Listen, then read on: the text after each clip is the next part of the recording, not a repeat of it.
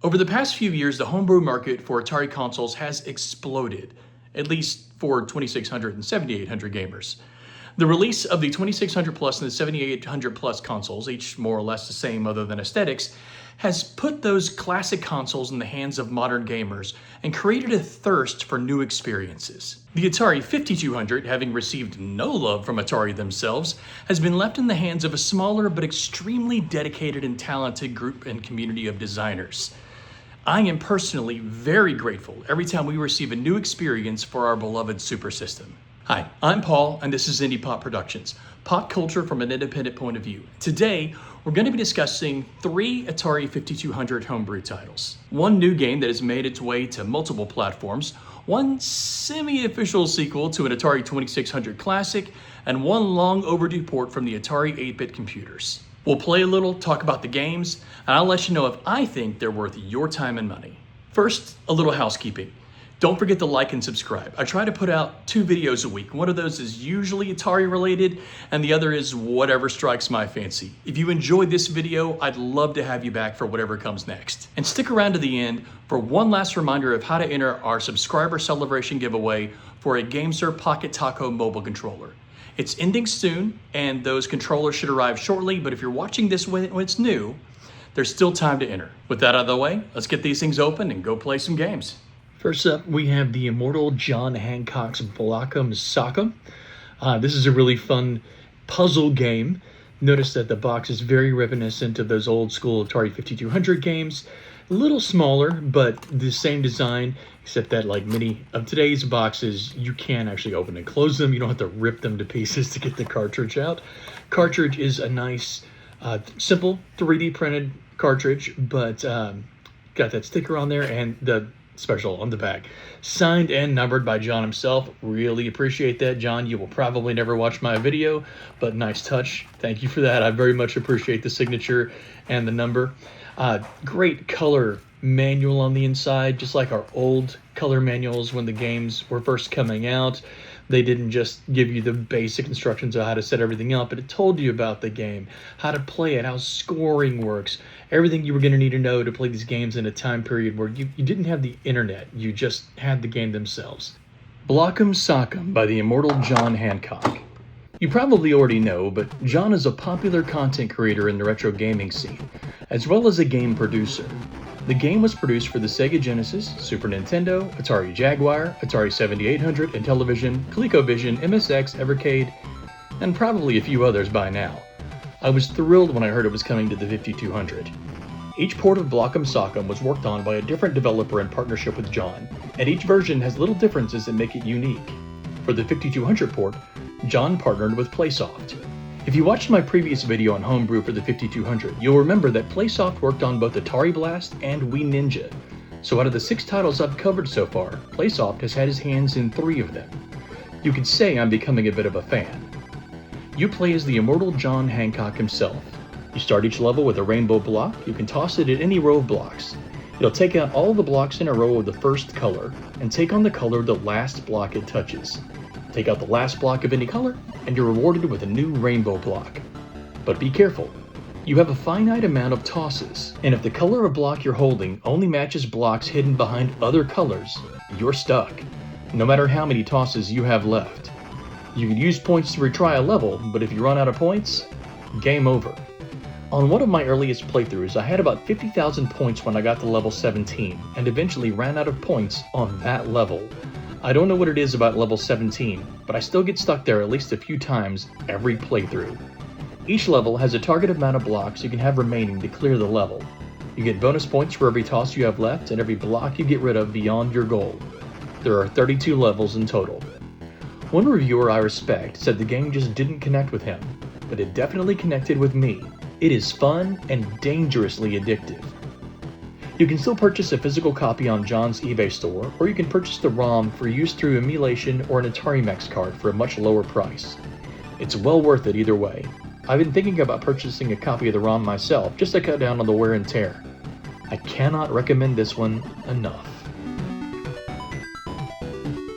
Adventure 2, published by Atari Age. Most Atari published 5200 games have a silver or gray box. This blue really makes it pop against the rest of my collection. I love this box. Like with the previous example, it does have a closable, reclosable box to take care of your cartridge. The lip on this is a little long. It's really the only complaint I have. It makes it a little hard to get it out. I'm already bending it up, and every time I try to open it, I'm scared it's gonna rip the package. The cartridge is a more traditional 5200 card. It's got a little spot for the overlay on the back, although there isn't actually an overlay for this cartridge, but it's just a good design choice. Love this full color Adventure 2 instruction manual. Great information in it. Again, teaches you how to play the game, how everything works, how the controls, a little bit about the story. It's even got a kind of faded look to the paper to make it look like it's been sitting in that box since the mid-80s. I love everything about this design aesthetic. Here we go. Adventure 2 by Square Trio in 2007. While years after the official life of the 5200, this is a classic of the homebrew community. Concerned about Atari's legal team taking notice, as they were cracking down on homebrew using their intellectual properties while the game was being developed, the game was temporarily named Quest for the Golden Chalice. Thankfully, the designer was able to come to an agreement where the game could be legally called Adventure 2 in exchange for Atari using some of the assets in a 2600 Adventure sequel to be featured on their flashback consoles. I remember seeing that on my old flashback console, but at the time, I was looking for nostalgia, not new experiences, so I never tried it out. The game is very pretty. It looks very much like Adventure, but better, crisper, more detailed, more expansive. While you play as the traditional Square by default, typing 1980, the year the original Adventure released, on the title screen you can choose another icon more fitting of the Super System. Unfortunately, it is very easy for your character to get caught up on the scenery and find yourself unable to move. The bigger the sprite, the more likely this was to happen, so I started with the full suit of armor, downgraded to just the helmet, then settled back into the Square. But the Square wasn't immune to getting stuck either. Mix that with how much of a pain it is to switch which side you're holding your item on, you can be in pretty big trouble. At one point, I was being attacked by a dragon coming from the wrong side and I got stuck. And trying to both get unstuck and switch which side I was holding the sword on, I lost the sword. Couldn't pick it back up and was eaten by the dragon. And then that dragon was immediately eaten by another dragon. I ended up wandering awkwardly through the game as a Square I had zero nostalgia for because I never played the original Adventure when it was new. I was 5 in 1980, looking for simpler adventures. I really don't think I was the target market. Without that nostalgia, it's just an awkward slog with a poor pain-to-gain ratio. An unpopular opinion, I'm sure, but it makes sense to me. I started playing RPGs/adventure games on the NES. My first one was Zelda 2, The Adventure of Link, and I love it to this day. That's right, I just said I love The Adventure of Link. And that's my point. Nostalgia. So the verdict? It's not for me. I'll play the original Adventure soon and see if that changes my mind. If you already loved Adventure, you'll love Adventure 2. If you've never played the original Adventure, try that one first.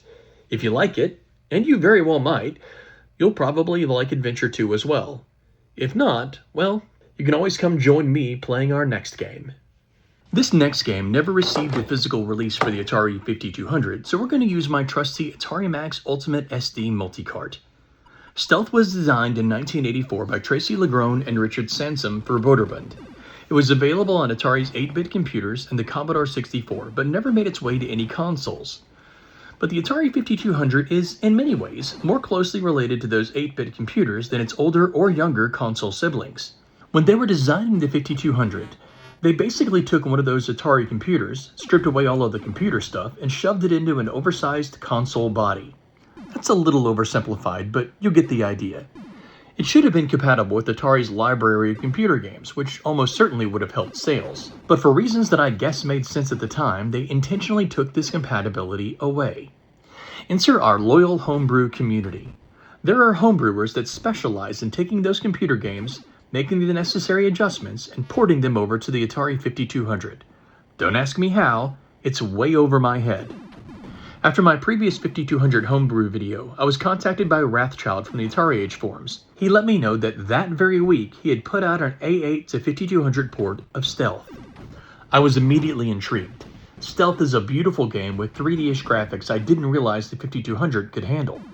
I'd recently seen one of my favorite content creators, Gen X Grownups, play the game, and I was hooked by the idea of trying it out on physical hardware instead of emulation.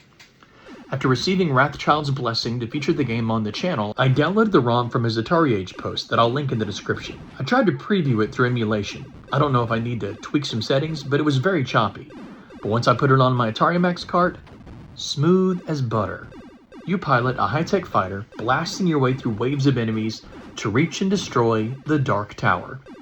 If you played this on computer when it was new, give it a try. I think you'll like the port. If you wanted to play it but it was locked on the wrong system, here's your chance. And if you stink at these types of games, like I do, try it anyway.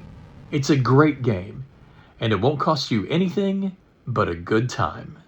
Thank you for sticking around to the end. I hope at least one of these games has piqued your interest, either for that game itself or for the 5200 homebrew scene in general. I'd love to hear about your experience with these games in the comments below. Did you grow up with Stealth on the 8-bit computer systems? Have you played Blockam Sakum on any of the consoles that it's available for? Or why am I dead wrong about Adventure? Over one of my shoulders, I'll leave a link to my video about Homebrew on the Atari Max Ultimate SD Multicart. That video will have a few more free experiences, an overview on the Atari Max cart itself, and also happens to be where you can enter my subscriber celebration giveaway. It is the rules and how to enter, and honestly, there aren't that many entries, so your odds are pretty good. Again, thanks for watching. Don't forget to like and subscribe, and as always, I'll see you next time.